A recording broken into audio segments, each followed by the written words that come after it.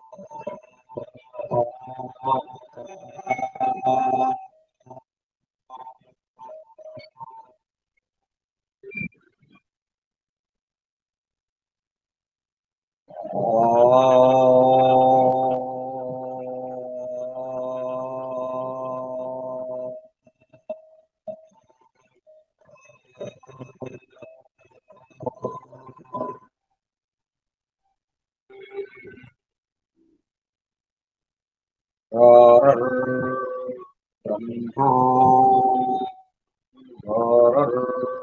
విష్ణు గురుర్దేవో మహేశ్వరః గురుః సాక్షాత్ పరం బ్రహ్మ తస్మై శ్రీ గురవే నమః. ఓం సహనా భవతు సహనౌ భునక్తు సహ వీర్యం కరవావహై తేజస్వినావధీతమస్తు మా విద్విషావహై. ఓం శాంతి శాంతి శాంతి.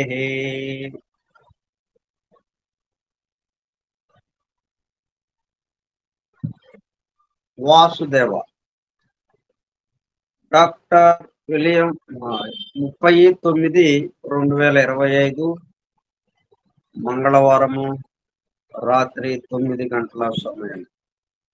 డాక్టర్ విలియం జి బెన్హమ్ ఆంగ్ల గ్రంథం the laws of scientific hand reading ఆధారముగా 1894 సంవత్సరంలో నిర్వహింపబడిన శిక్షణ తరగతులలో బోధింపబడిన అంశములు హస్త సాముద్రిక తత్వశాస్త్ర స్వయంబోధిని గ్రంథముగా రూపుదిద్దుకున్నది.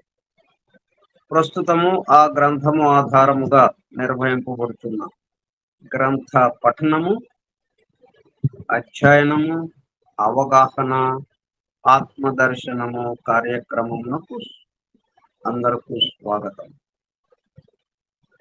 అందరకు నమస్కారం.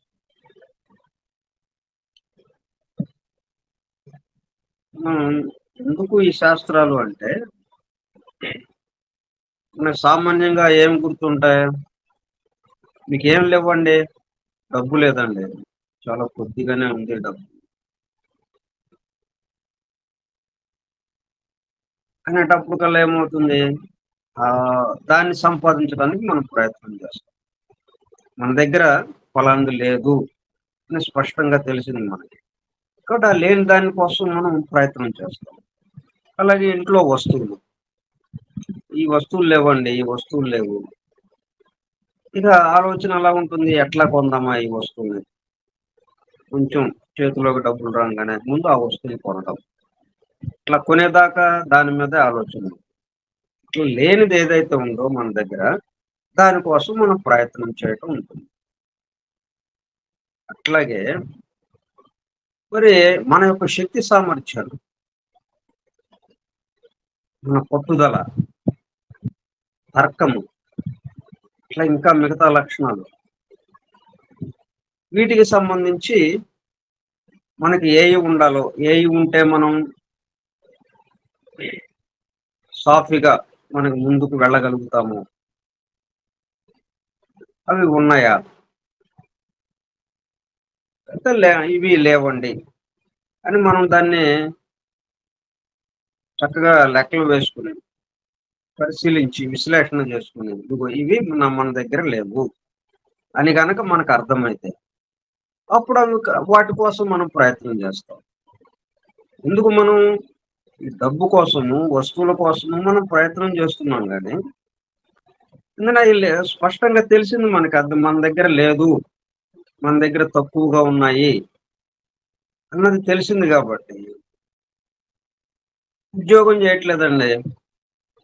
ఉద్యోగం కోసం వెతుకుతాం. మన దగ్గర ఏది లేదో, ఏది కావాలని అనుకుంటున్నామో దానికోసం వెతుకుతున్నాం. ఏది కావాలనుకుంటాం? లేని దాన్ని కావాలి అనుకుంటాం. అది గదా! ఇప్పుడు ముందు లేనిది ఇది నా దగ్గర లేదు అన్నది మనకి అర్థమైతే, అవగాహన కలిగితే, అప్పుడేం చేస్తాం? దానికోసం ప్రయత్నం చేస్తాం తప్పకుండా.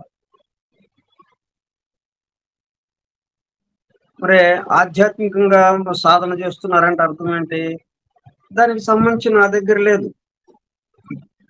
ఈ దైవానుభూతికి గాని, ఈ సృష్టికి సంబంధించిన విషయాలు గాని, అవన్నీ నా దగ్గర లేవు. అనేటప్పటికల్లా ఏంటవి? అని వాటి కోసం మనం ప్రయత్నం మొదలుపెడతాం. అదే అది లేదు అనే విషయం మన దగ్గర అదే అసలు దాని ప్రస్తావనే మన దగ్గర లేదనుకోండి. ఇంక ప్రయత్నం ఏముంది ఇక? మనం అలాగే ఎళ్ళిపోతూ ఉంటాం.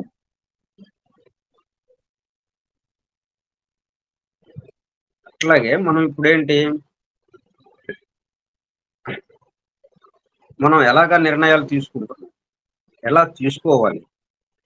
ఎందుకు మనకి వైఫల్యాలొస్తున్నాయి? ఇట్లాగ మనం జాగ్రత్తగా ఆలోచిస్తే, ఇప్పుడు మనలో ఏవేవి లోటుగా ఉన్నాయో, ఏవేవి కొరవగా ఉన్నాయో, ఏవి తక్కువగా ఉన్నాయో అది అర్థమవుతుంది.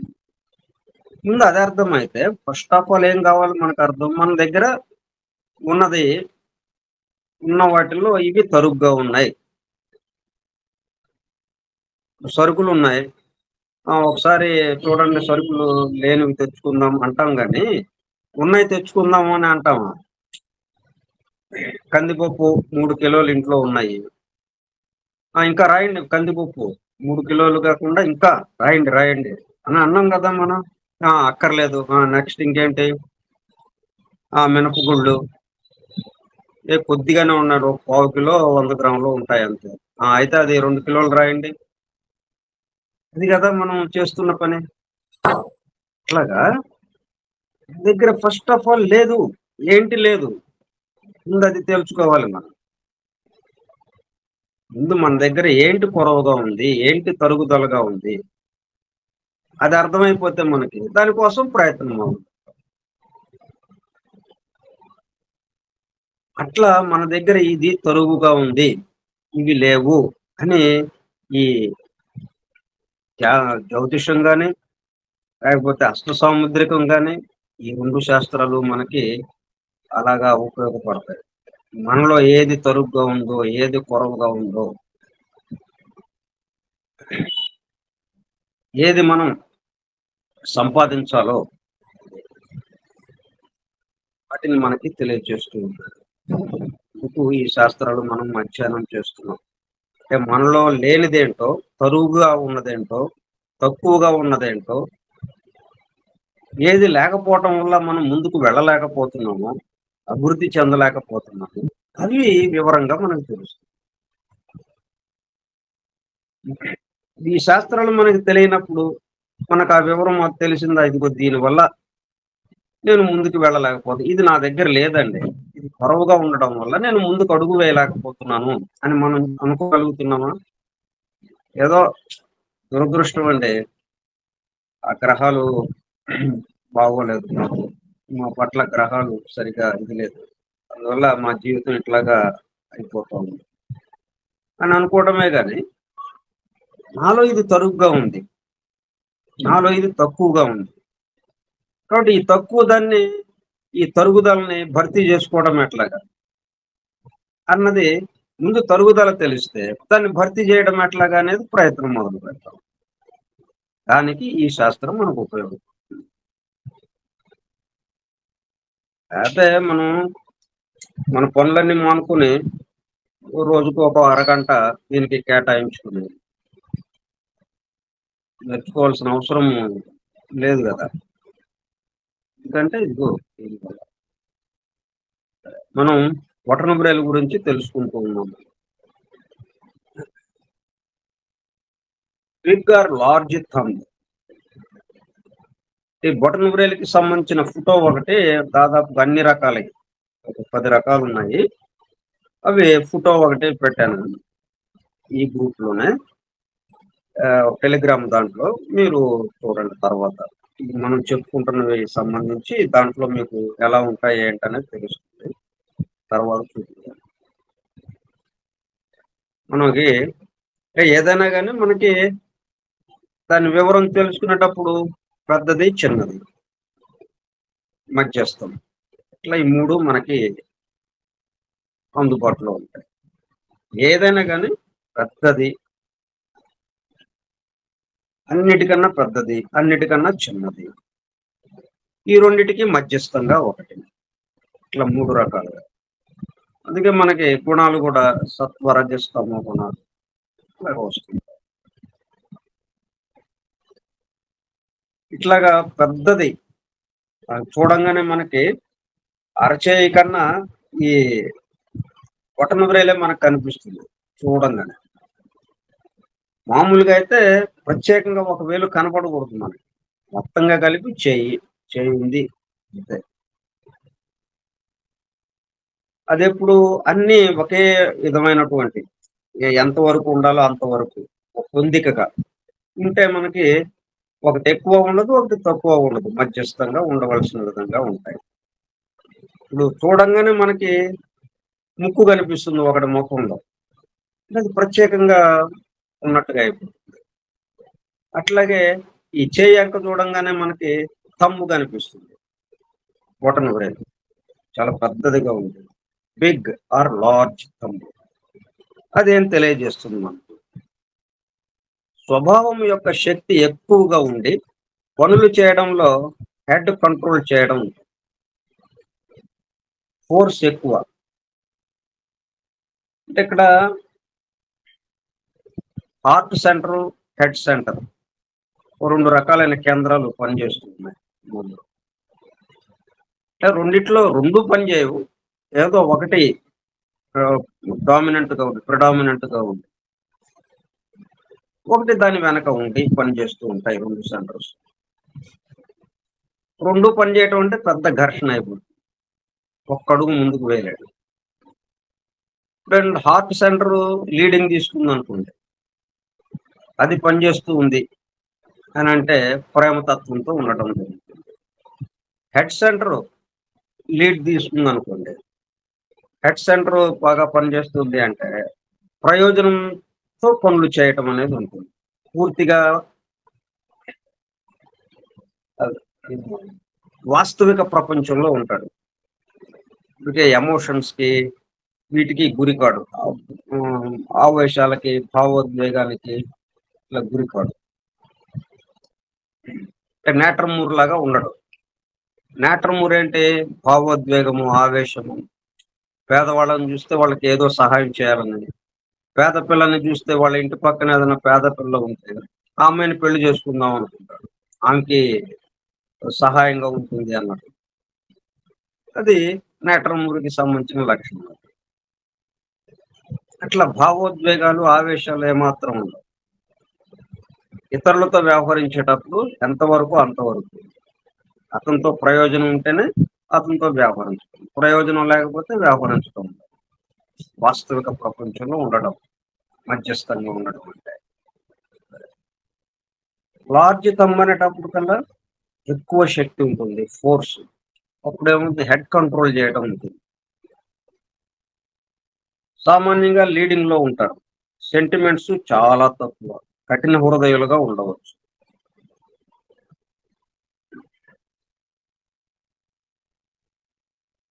చరిత్ర అంటే ఇష్టం, వాస్తవికత అంటే ఇష్టం. ప్రతి పనిని దాని యొక్క ప్రయోజనం బట్టి చేయడం ఉంటుంది.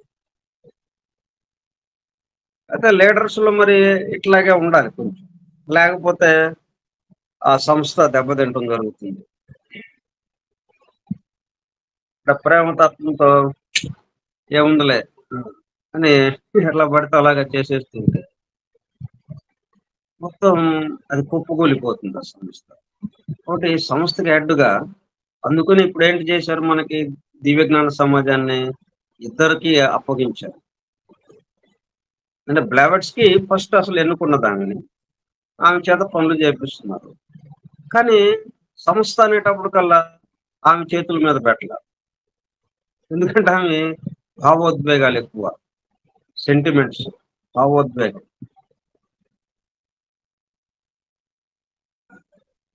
అందువల్ల ఆమెకి అప్పజెప్పకుండా ఆల్కాట్‌ని తీసుకొచ్చారు రంగంలోకి. తీసుకొచ్చి అతను వాస్తవికంగా ప్రాక్టికల్ మ్యాన్. ఎవరితో ఎట్లాగుండాలో ఏంటనేది. మిలిటరీలో పనిచేసి వచ్చింది. అతనికి అప్పజెప్పి. స్పిరిచ్యువల్ పార్ట్ అంతా ఈమెకి అప్పజెప్పి, అడ్మినిస్ట్రేటివ్ పార్ట్ అంతా పరిపాలనా వ్యవహారం అంతా ఆల్కాట్‌కి చెప్పారు. అలా ఉంటుందండి. అందువల్ల లీడర్‌గా ఉండాల్సొచ్చిన సమయంలో ఇది ఉపయోగపడుతుంది. ఈ పద్ధతి. వాస్తవికత అంటే ఇష్టం. ప్రతి పనిని దాని యొక్క ప్రయోజనాన్ని బట్టి చేయడం. ఇక స్మాల్ థంబ్ మరి దానికి వ్యతిరేకం పెద్దది, చిన్నది. చిన్నదంటే ఏం తెలియజేస్తుంది మనకి? స్వభావం యొక్క శక్తి తక్కువగా ఉంది. పనులు చేయడంలో హార్ట్ రూల్ చేయడం ఉంటుంది. ప్రేమతత్వం ఉంటుంది. సెంటిమెంట్స్‌కి ప్రాధాన్యత.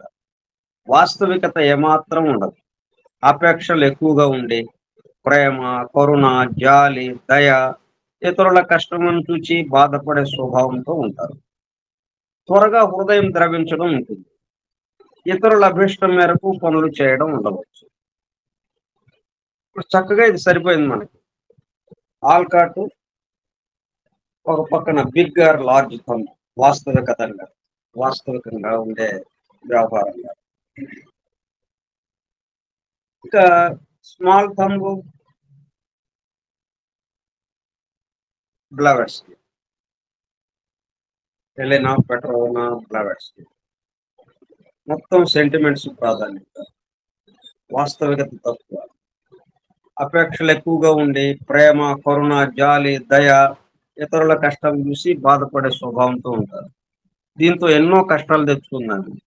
దాని నుంచి పరమ గురువులు ఆమెను రక్షించడానికి ఎంతో ప్రయత్నం చేయాల్సొచ్చింది. ఏదో దాంట్లో ఇరుక్కోవటం ఆమె, మళ్ళీ దాని నుంచి బయటకి తీసుకురావటం. ఇట్లాగా ఉండేదన్నమాట. అలా ఉంటుంది స్మాల్ థంబ్.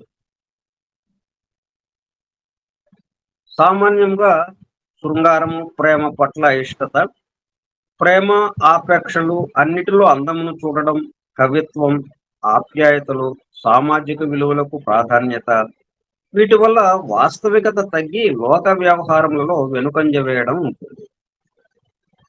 ఆ బిగ్ థంబ్ ఏమో లోక వ్యవహారాల్లో ముందడుగు ముందంజలో ఉండడం. ఇది వెనుకంజలో ఉంటుంది. స్మాల్ థంబ్ లోక వ్యవహారానికి సంబంధించి. ప్రతి వ్రేలుని విభజించినట్లే 3 ఫాలంజెస్‌గా విభజించాలి. 3 వరల్స్‌గా కూడా విభజించాలి.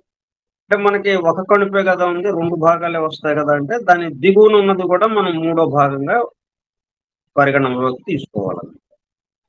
First phalanx will, determination. దాన్నే మెంటల్ వరల్డ్‌గా కూడా మనం మెంటల్ వరల్డ్, ప్రాక్టికల్ వరల్డ్, భౌతిక ప్రపంచం, ఫిజికల్ వరల్డ్ అట్లా 3 భాగాలు చేసుకున్నాం కదా! వ్రేళ్ళని. చూపుడు వ్రేలు, మధ్య వ్రేలు, ఉంగరపు వ్రేలు, చిటికెన వ్రేలు, 4 వ్రేళ్ళని. అట్లాగే థంబ్‌ను కూడా 3 వరల్డ్స్‌గా విభజించుకోవటం. ఫస్ట్ ఫాలంక్స్ ఏదైతే ఉందో, అంటే వ్రేలి కొస నుంచి మధ్య కణుపు వరకు దాన్ని మెంటల్ వరల్డ్‌గా, అక్కడి నుంచి ఈ మొదట్లోకి అంటే ఈ బొటన వ్రేలు యొక్క మొదలు అక్కడి వరకు చూసుకుంటే అది ప్రాక్టికల్ వరల్డ్, వాస్తవికత. అక్కడి నుంచి ఈ వీనస్ మౌంట్ ఏదైతే ఉందో దాని దిగువన, అరచేయికి దిగువన, అరచేయి పక్కగా ఈ బొటన వ్రేలికి దిగువన ఉబ్బెత్తుగా ఉంటుంది కొంచెం. అది మూడో విభాగం అన్నమాట. భౌతిక ప్రపంచానికి సంబంధించి. అట్లా 3 భాగాలు. ఆ 3 ఏం తెలియజేస్తాయి? ఫస్ట్ ఫాలంక్స్ అంటే మెంటల్ వరల్డ్ విల్ డిటర్మినేషన్ పట్టుదల, విల్ పవర్ అంటాం కదా!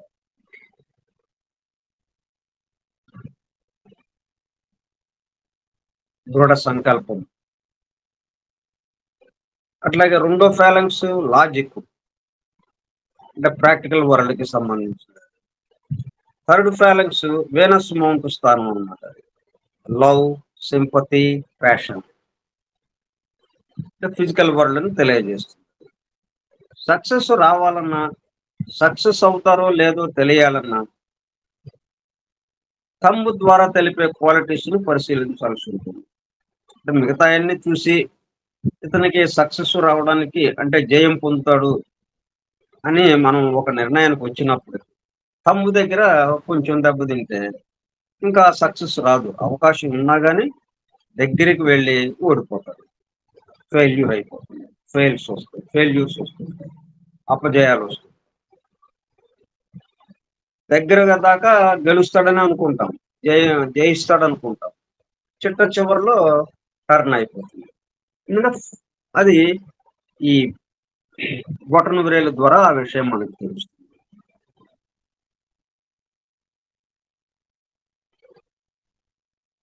వివేకము, తర్కముతో కూడి తీవ్రమైన పట్టుదల, ప్రేమలతో కూడి ఉండడం బొటన వ్రేలు మొత్తం ఇండికేట్ చేస్తుంటుంది. అంటే భౌతిక విషయాలకు సంబంధించి, ఫిజికల్ వరల్డ్‌కి సంబంధించిన ప్రేమ, అట్లాగే తీవ్రమైన పట్టుదల, వివేకము, తీవ్రమైన పట్టుదల మనకి ఫస్ట్ ఫాలంక్స్‌లో ఉన్నది. సెకండ్ ఫాలంక్స్ యొక్క తర్కము. ఈ మూడిటితో కూడుకొని ఉండడం, ఈ మూడిటికి సంబంధించిన విషయాలు మనకు తెలియజేస్తుంటుంది బొటనవ్రేలు. దీనివల్ల బొటనవ్రేలు అమరిక పొందికగా ఉన్నప్పుడు ఎటువంటి అడ్డంకినైనా తొలగించుకొని విజయమును పొందడం ఉంటుంది.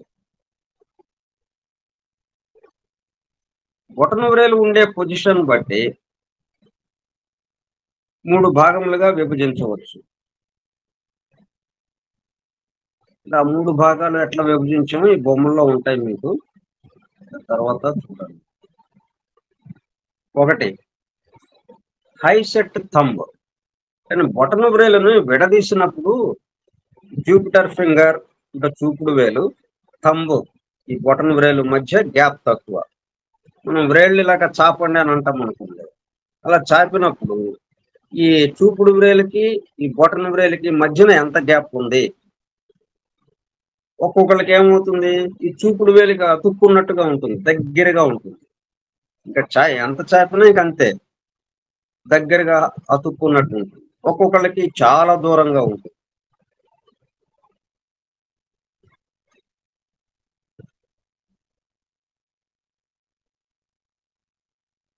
అప్పుడు దాన్ని హైసెట్ థంబ్ అంటాము. తక్కువ ఇదిగా ఉంటాయి. దీన్ని ఆనుకుని ఉంటే హైసెట్ థంబ్ అంటాం. అదేం తెలియజేస్తుంది? తెలివితేటలు తగ్గడం, పరిస్థితులకు తల ఒగ్గి సర్దుబాటు కావడం ఉంటుంది. ఎందుకని ఇది స్వతంత్రంగా, స్వేచ్ఛగా ఈ బొటనవ్రేలు ఈ పై వ్రేలికి దూరంగా లేదు. ఈ చూపుడు వ్రేలికి దగ్గరకొచ్చేసింది. అంటే చూపుడు వేలు యొక్క ఏదైనా గాని ఈ హస్త సాముద్రిక శాస్త్రంలో ప్రధానమైన విషయం ఏంటంటే, ఒకటి ఇంకొక దాని దగ్గరికొచ్చింది అంటే, ఒకటి ఇంకొక దానికి ఒకదానికి సమీపంగా ఇంకొకటి దాని దగ్గరికి వచ్చింది అంటే అర్థం ఏంటి?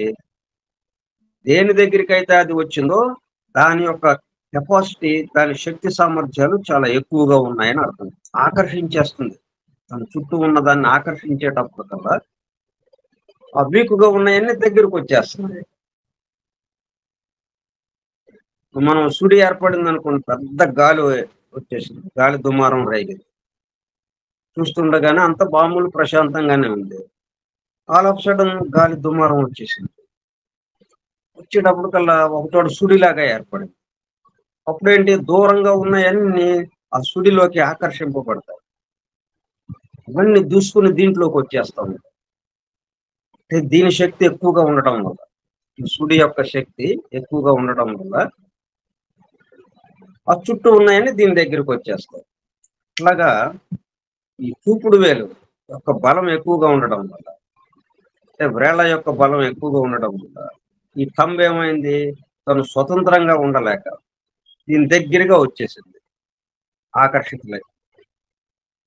అంటే ఒకదానికి మనం అయినామంటే అర్థం ఏంటి? మన దగ్గర తెలివి తక్కువగా ఉంది అని అర్థం.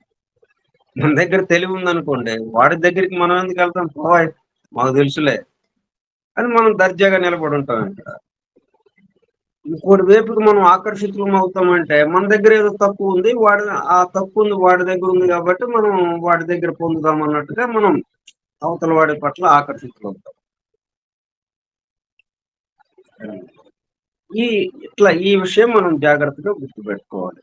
ఒకదానికి దగ్గరగా అయింది అంటే బొటన వ్రేలును విడదీసినప్పుడు జూపిటర్ ఫింగర్, చూపుడు వేలు, థంబ్ మధ్య గ్యాప్ తక్కువ.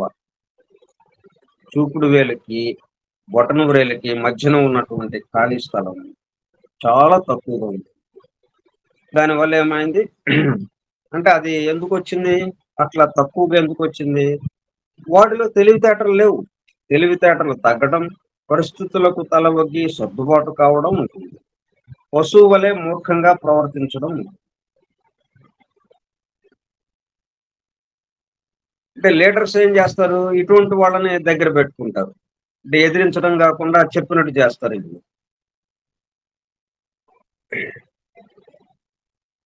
ఇక రెండోది లో సెట్ థంబ్.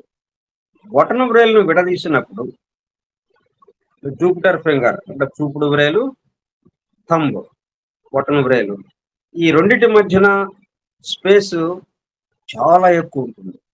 అంటే చూపుడు వేలు అదెటో ఉంది, ఎక్కడో ఉంది అది. ఈ బొటన వ్రేలు ఇదే ఎక్కడో ఉంది ఇది. దానికి దీనికి చాలా దూరం ఉంది అన్నట్టుగా ఉంటుంది. అదేం తెలియజేస్తుంది మనకి? స్వేచ్ఛ, స్వతంత్రత అంటే ఇష్టం. అదే మన స్వేచ్ఛ గురించి కొన్ని విషయాలు చెప్పుకున్నాం అంతకుముందు. అంటే బొటన వ్రేలు, చూపుడు వ్రేలుకి మధ్యన గనక గ్యాప్ ఎక్కువ ఉంటే, ఆ ఖాళీ ఎక్కువ ఉందనుకోండి, అప్పుడు స్వేచ్ఛగా ఉండడం అనేది ఉంటుంది. స్వేచ్ఛ అంటే ఇష్టం. ఇక స్వేచ్ఛగా ఉండడం, స్వేచ్ఛగా ఆలోచించడం, అవన్నీ ఇంకా ఇతర పరిస్థితుల మీద ఆధారపడి ఉంది. మొట్టమొదటగా ఇప్పుడు స్వేచ్ఛగా ఆలోచించడం ఉందనుకోండి, ముందు స్వేచ్ఛ అంటే ఇష్టం ఉండాలి కదా. స్వేచ్ఛ అనేది స్వతంత్రత అంటే ఇష్టం ఉండాలి ముందు. ఇష్టం లేకుండా స్వేచ్ఛగా ఆలోచించడం నాకు తెలుసండి అంటే కుదరదు.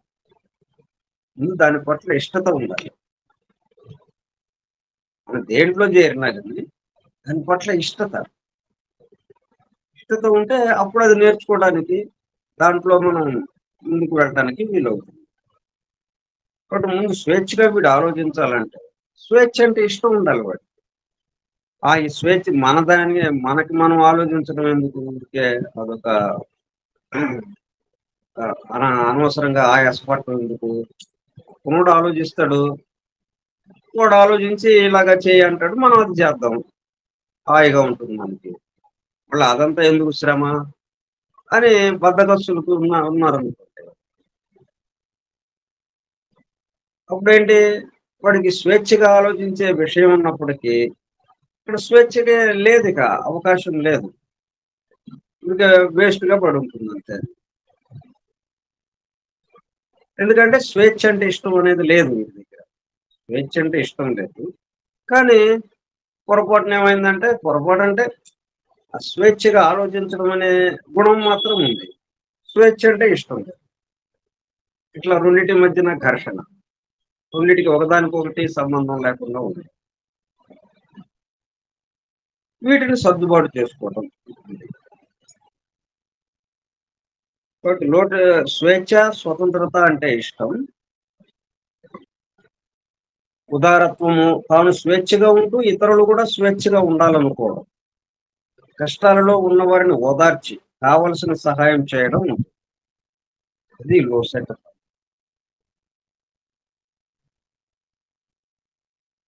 ఇప్పుడు చూపుడు వేలికి దగ్గరగా ఉంటే ఒక రకం, దూరంగా ఉంటే ఒక రకం. ఎంత విశాలంగా ఉందో. మనకి చోటు ఎక్కువ ఉందనుకోండి, ఎక్కువ మంది వచ్చి కూర్చోవచ్చు. పెద్ద హాల్ ఉంది ఒక ఆయన ఇంట్లో. దాంతో ఏదైనా పూజలు ఇటువంటి ఏర్పాటు చేసుకున్నప్పుడు, ఏదైనా సమావేశాలు ఏర్పాటు చేసుకున్నప్పుడు, అప్పుడు ఎవరు ఎక్కడికి వెళ్దామని అనుకుంటారు అందరూ? ఈ విశాలంగా హాల్ ఉన్న ఆయన ఇంటికి వెళ్దాం అనుకుంటారు. ఎందుకంటే అందరూ కూర్చోడానికి కుర్చీలు ఉంటాయి, చోటు ఉంది, విశాలంగా ఉంది. ఇరుక్కుని కూర్చోవలసిన అవసరం లేదు. చక్కగా అందరూ పక్కపక్కన కొద్ది కొద్దిగా దూరంగానే కూర్చునేంతగా పెద్ద స్థలం అది. పెద్ద హాల్ వాళ్ళకుంది, ఆయనకుంది. ఇంకొక ఆయనకి ఒక 5గురు కూర్చున్నారంటే పూర్తిగా నిండిపోతుంది ఆ హాలు. మరి అక్కడికి వెళ్దామండి. ఒక 30 మంది సమావేశం అవుదాం అనుకున్నాం. ఒక విషయం గురించి మాట్లాడుకుందాం అనుకున్నాం. ఎక్కడ పెట్టుకుందాం సమావేశం? అంటే ప్రేయర్ పెట్టుకుందాం అనుకున్నాం అనుకోండి. ఎక్కడ పెట్టుకుందాం? ఈ 5గురు పడతారండి దాంట్లో, అక్కడ పెట్టుకుందాం బాగుంటుంది అని అంటామా? అక్కడ 30 మంది పడతారు, 40 మంది పడతారు. 40 మంది అయినా గాని వాళ్ళ ఇంట్లో పెట్టుకుందాం పదండి అని అంటారు.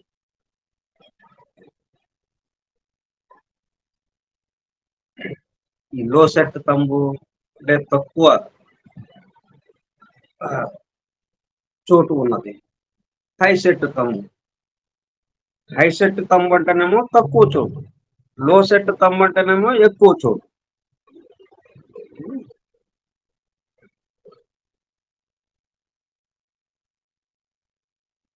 హై సెట్ తంబు అంటే, హై అంటే మనం చాలా ఎత్తుగా ఉంటుంది, ఎక్కువది అన్నట్టుగా మనకు భావన వస్తుంది. కానీ అది తక్కువది అనమాట. హై సెట్ అంటే బొటనవేలు దిగువన ఎక్కడో ఉండాల్సింది పోయి వెళ్ళి ఆ చూపుడు వేలు దగ్గరికి వెళ్ళిపోయింది. అందుకని హై సెట్ అన్నారు దాన్ని. చూపుడు వేలుకి దూరంగా ఉంటేనేమో లో సెట్ అన్నారు. మిగతా విషయాలు మనం రేపు ముచ్చట తీసుకుందాం. ఓం సహనావతు సహనౌ భునక్తు సహ వీర్యం కరవావహై తేజస్వినావధీతమస్తు మా విద్విషావహై.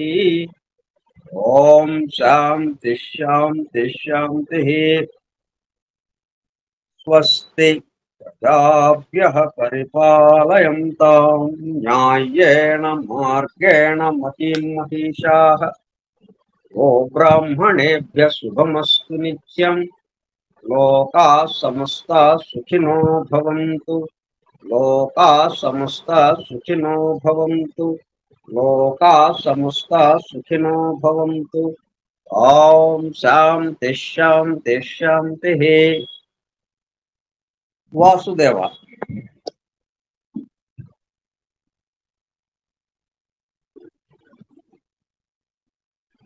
Vasudeva. Thank you, sir.